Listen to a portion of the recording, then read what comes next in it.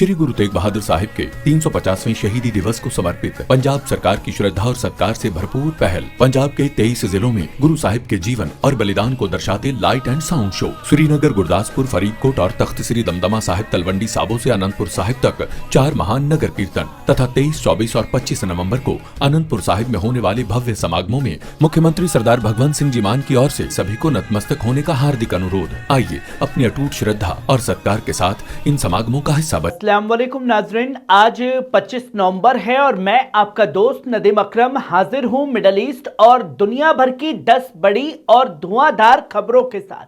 आज की दुनिया में कहीं बुर्का पहनकर मुस्लिम औरतों का मजाक उड़ाया जा रहा है, तो कहीं हजरत फातिमा जहरा की शहादत पर लंदन की सड़कों में गम की सदा गूंज रही है। वहीं ब्रिटेन में जेनोसाइड के खिलाफ बोलना भी जुर्म बन चुका है। कीव पर मिसाइलों की बारिश हो रही है। ईरान की इजराइल को एक खुली वार्निंग है और पाकिस्तान अफगानिस्तान की सरहद पर आग भड़क गई है। नाज़रीन, आज की 10 खबरें सिर्फ खबरें नहीं हैं, ये पूरी दुनिया का लहू लहजा और हकीकत बयान करती है। जहां आप ये तमाम बड़ी खबरें अपनी स्क्रीन पर देखेंगे और आप पहली खबर अपनी स्क्रीन पर देख सकते हैं। ऑस्ट्रेलिया में बुर्का पहनकर नफरत की सियासत, मुस्लिम सेनेटरों ने दिया करारा जवाब। दोस्तों, ऑस्ट्रेलिया की पार्लियामेंट में आज एक नफरत भरा और शर्मनाक वाकया सामने आया।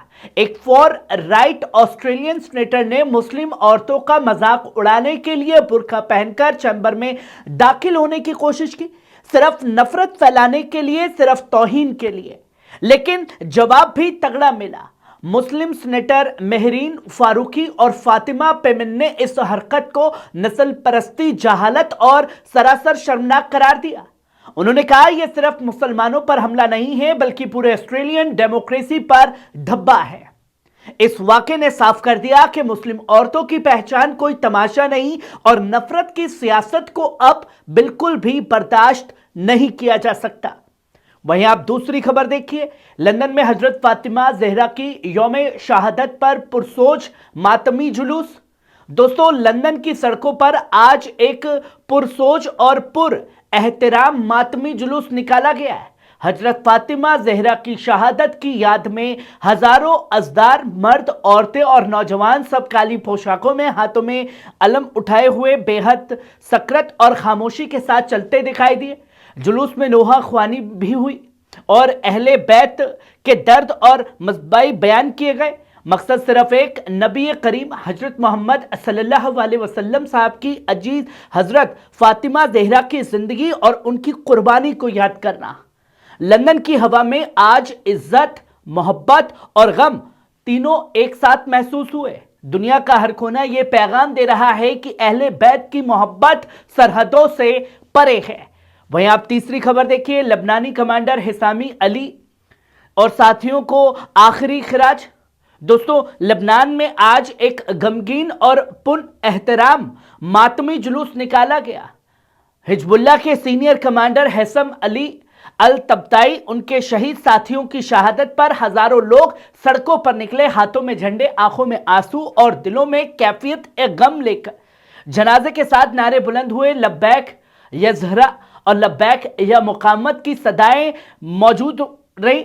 मकामी लीडर ने कहा कि हैसम अल तबाई ने जुल्म और तजावुज के खिलाफ अपनी जिंदगी कुर्बान की है और यह कुर्बानी हिजबुल्लाह के हौसले को और मजबूत करेगी।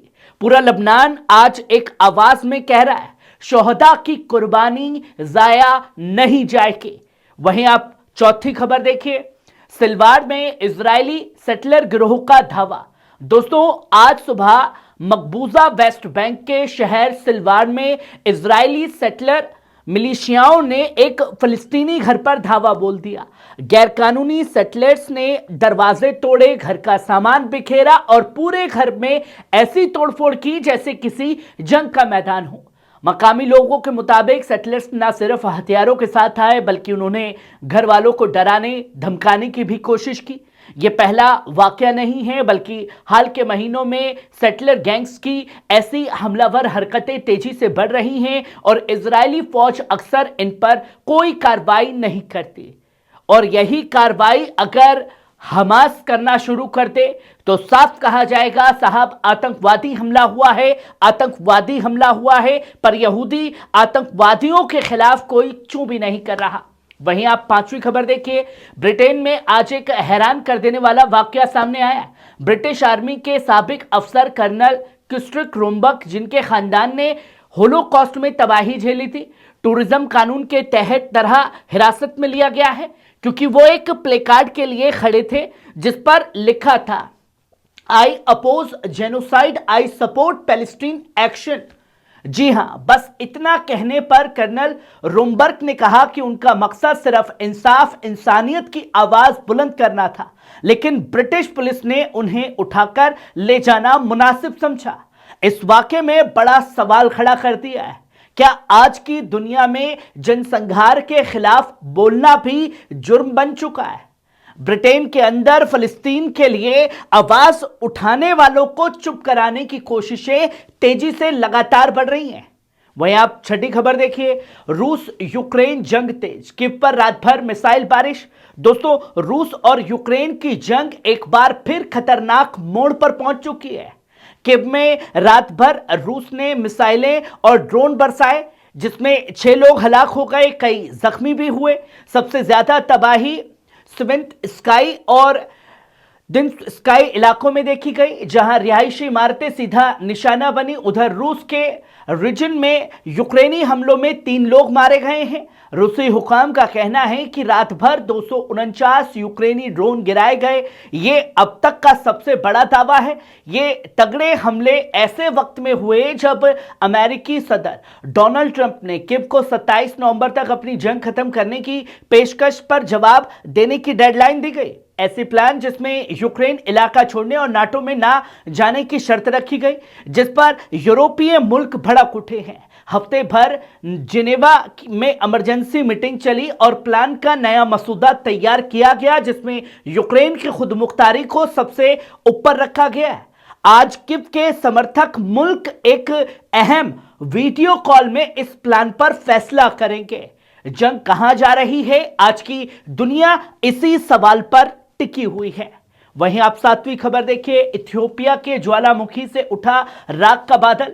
दोस्तों, इथियोपिया हेली गेबी ज्वालामुखी के बड़े धमाके के बाद उसकी राख और सल्फर डाइऑक्साइड का बादल अरब प्रायद्वीप की तरफ बढ़ता दिखाई दे रहा है। लेकिन सऊदी अरब ने आज साफ कहा कि मुल्क की फजा पर किसी किस्म का असर नहीं पड़ा है। सऊदी के नेशनल सेंटर फॉर मिलिट्रीज के प्रवक्ता हुसैन अल कहतानी ने बताया कि सैटेलाइट इमेजेस और मॉनिटरिंग रिपोर्ट्स के मुताबिक ज्वालामुखी की राख का रास्ता सऊदी की तरफ नहीं आ रहा। उन्होंने कहा कि मुल्क के तमाम मॉनिटरिंग सिस्टम 24 घंटे बादलों और मौसम की हर हरकत पर नजर रखे हुए हैं। ज्वालामुखी की राख यमन और ओमान के कुछ इलाकों में पहुंच चुकी है और हवाओं के रुख से यह भारत की तरफ बढ़ती दिखाई दे रही है। इसके चलते कई फ्लाइट्स को डाइवर्ट और कैंसिल करना पड़ा, लेकिन सऊदी अथॉरिटीज ने भरोसा दिलाया कि अगर मौसम बदला तो फौरन कदम उठाए जाएंगे और तमाम इदारों को वक्त पर आगाह कर दिया जाएगा। वहीं आप 8वीं खबर देखिए, अमेरिका वेनेजुएला रिश्तों में एक नया मोड़।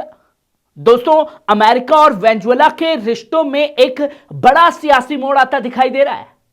अमेरिकी सदर डोनाल्ड ट्रंप अपने करीबी मशीरों को बताया है कि वो वेनेजुएला के सदर निकोलस मदुरो से सीधी बातचीत करना चाहते हैं। हालांकि तारीख अभी तय नहीं हुई है।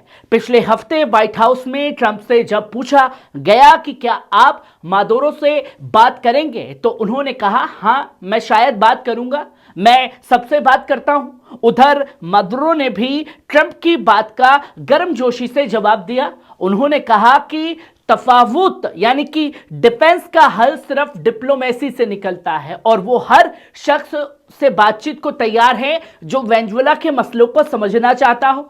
मदुरो का साफ कहना है कि अमेरिका में जो भी वेनेजुएला से बात करना चाहे वो हमसे रूबरू बात कर सकता है बिना किसी मसले के। वहीं आप 9वीं खबर देखिए, ईरान का एक सख्त बयान आया है, इजराइल को कुचल देने वाला जवाब मिलेगा। दोस्तों, हिजबुल्लाह के सीनियर फौजी कमांडर हैसम अली अल तबाई कि इजरायली हमले में शहादत के बाद ईरान के आईआरजीसी यानी इस्लामिक रिवोल्यूशनरी गार्ड कॉर्प्स ने आज बेहद सख्त और साफ चेतावनी जारी की है। आईआरजीसी ने कहा यह वहशी हमला काबिले लानत है। यह मजहमत धूरी को अपने शहीद कमांडर का बदला लेने का पूरा हक है। ईरान ने साफ कर दिया कि इजराइल को कुचल देना वाला जवाब दिया जाएगा। वक्त और जगह दोनों का चुनाव मजहमत खुद करेगी। उधर ईरान की विदेशी वजारत ने भी इस हमले को नवंबर 2024 की सीजफायर का खुला उल्लंघन बताया। लेबनान की खुदमुख्तारी पर सीधी चोट करार दिया। याद रहे, इजराइल सीजफायर के बाद से लेबनान के अंदर कई हमले कर चुका है और दावा करता है कि उसके निशाने पर हिजबुल्लाह के लड़ाके और फौजी ठिकाने हैं। पर आज का सवाल बड़ा है, क्या यह शहादत जंग को एक और खतरनाक मोड़ पर ले जाएगी? वहीं आप आखिरी और 10वीं खबर देखिए। पाकिस्तान ने अफगानिस्तान पर एयर स्ट्राइक की है दोस्तों। जी हां दोस्तों, अमेरिका का पिट्ठू देश अमेरिका लगातार तालिबान को उकसाने की कोशिश कर रहा है। जहां तालिबान हुकूमत का कहना है कि पाकिस्तान की फौज ने कोस्ट, कुन्नार और पक्तिला में सरहदी इलाकों पर एयर स्ट्राइक की, जिसमें 9 बच्चे और एक खातून शहीद हो गई हैं। ये सारे लोग एक ही घर के थे। तालिबान के तर्जुमान जबीउल्लाह मुजाहिद के मुताबिक 4 और आम नागरिक जख्मी हुए। पाकिस्तान की हुकूमत और फौज ने अभी तक इस हमले पर कोई बयान नहीं दिया है। यह बमबारी ऐसे वक्त पर हुई जब एक दिन पहले पेशावर में पाकिस्तान के फेडरल हेडक्वार्टर पर खौफनाक सुसाइड अटैक हुआ था, जिसमें 3 अफसर मारे गए और 11 जख्मी हुए थे। कोई ग्रुप इस हमले की जिम्मेदारी नहीं ले पाया, लेकिन पाकिस्तानी सदर आसिफ जरदारी ने इसे विदेशी समर्थित फितना ख्वारिज यानी टीटीपी से जुड़ा हुआ बताया। पाकिस्तान अफगान सरजमीन से ऑपरेट करने का इल्जाम लगाता है। इस महीने इस्लामाबाद में हुआ दूसरा सुसाइड ब्लास्ट, जिसमें 12 लोग मारे गए, उसे टीटीपी के एक धड़े ने कबूल किया था। एक बड़ा सवाल है, क्या यह सरहदी जंग एक नए हिंसक मोड़ में दाखिल हो रही है, जिसकी तस्वीरें सिर्फ बर्बादी के रूप में सामने आएंगी और मारे जाएंगे तो सिर्फ और सिर्फ आम इंसान और इंसानियत। कैसी लगी खबर? कमेंट बॉक्स में आकर के अपनी राय जरूर दीजिएगा। शुक्रिया।